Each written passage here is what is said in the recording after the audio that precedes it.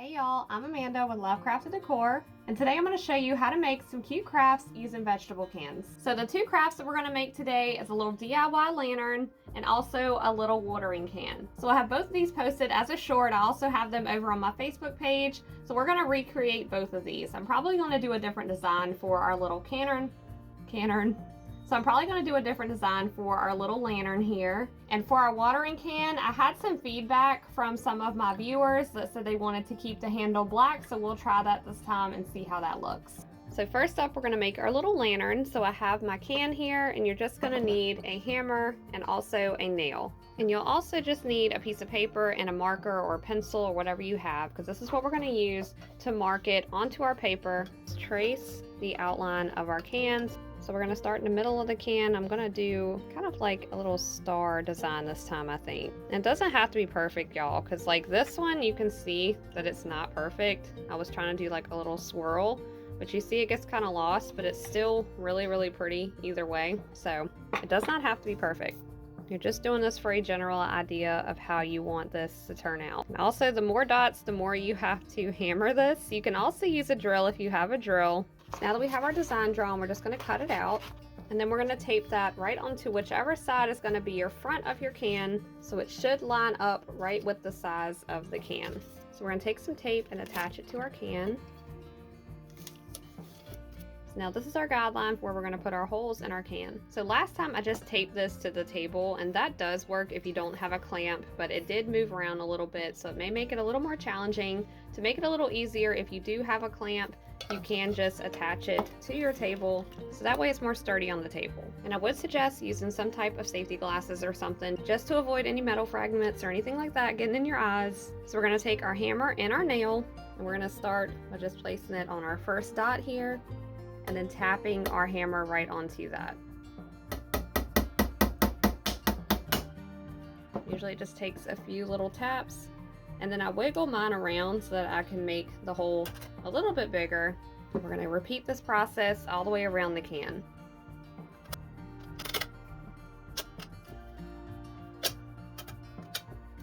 So now we're all done hammering. You can take this off and see how it looks. And if you feel like that you want to add a little more to it, maybe you missed some dots or something, you can always go back and add more. So I added a few more on mine as well. So just so this one will match the other one that we made, we're going to use the same paint. So I'm using Waverly Chalk Paints Moss Green.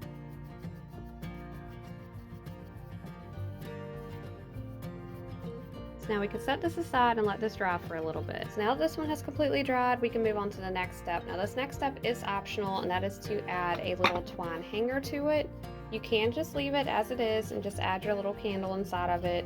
So I'm using a really thin twine. I got this off Amazon. I will link this down below for you guys. Start by putting a little dab of hot glue on the back, so then we can take and wrap this around the can. So I did about 3 layers of that. We're going to stop right there. Add another little dab of glue to hold this in place. So then we can cut this to do our hanger, and then we'll go back to wrapping again. So now we're going to cut our hanger. So you just want it long enough to where you can tie it on the sides. In hindsight, you could pre-cut your little strand here for your hanger, so that way you can just keep it all in one piece to wrap around the can. But now that we've went around the can at least one time, we're going to take our hanger, put that on the side over here, and then cover it with our twine hanger. Just go over it like that. Okay, so that's one side. We have it tucked underneath our strand here. We're going to go all the way around, and we're going to do the same on this side.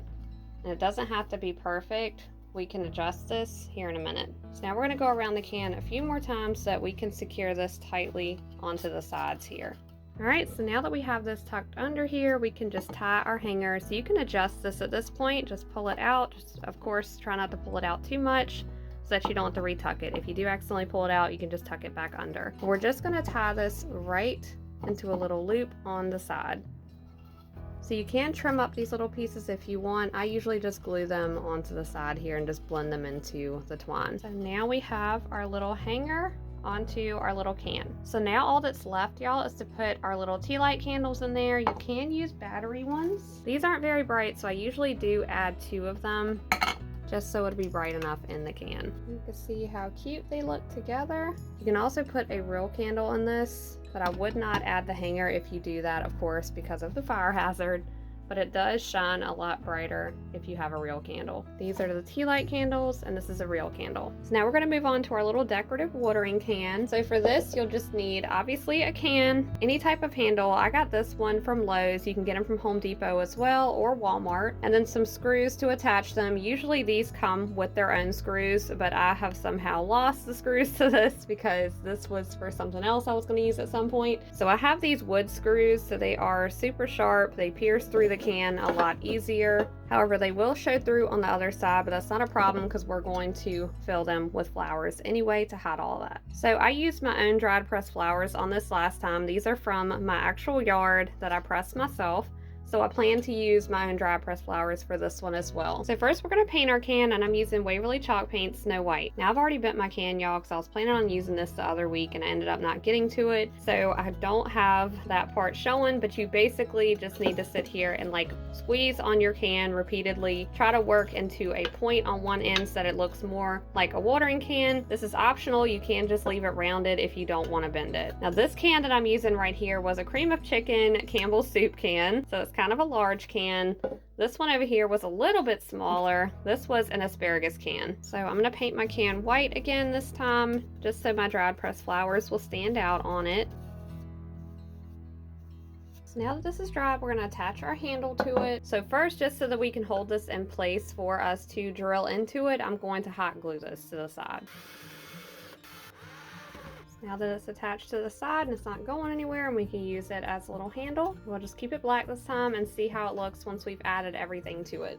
So I will be using my own dried pressed flowers for this. If you don't have your own dried pressed flowers, you can order them on Amazon. It's a pack that I've gotten off of Amazon. I will link that down below for you guys. Or you can also just use rub-on transfers from Amazon as well. These are my azalea. I think they're going to be a little too big for this, but this would be pretty. That could be pretty. They're just really big. I don't know if that would look good, honestly, y'all. So I think we might do a little mix of lavender, buttercups. Oh, this one was really cute. This was in my yard last year.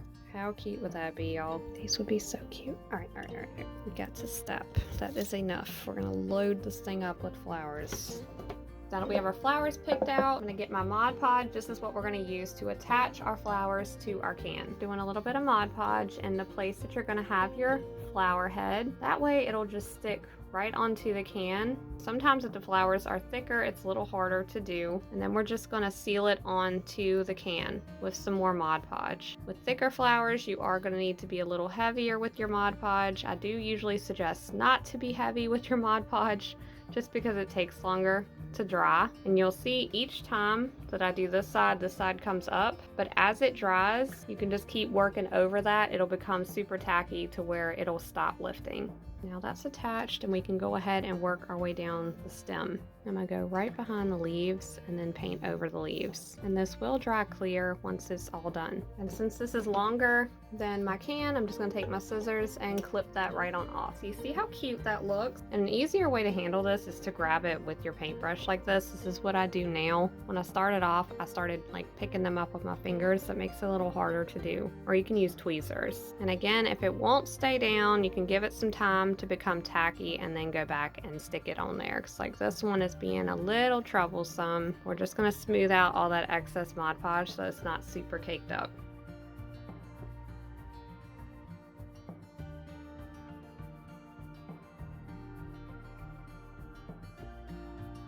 And as far as how long it takes for the dry pressed flowers to dry on the can, I really didn't have to wait any time. I went immediately into adding my floral on the top, as mine were pretty much all the way dry by that point. But typically it does take about an hour or so for the Mod Podge to fully dry.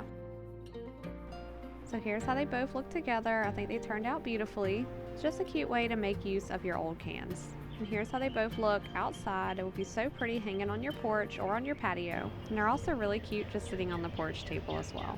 But I really hope you enjoyed this video. Thank you so much for watching, and I will see you on the next one.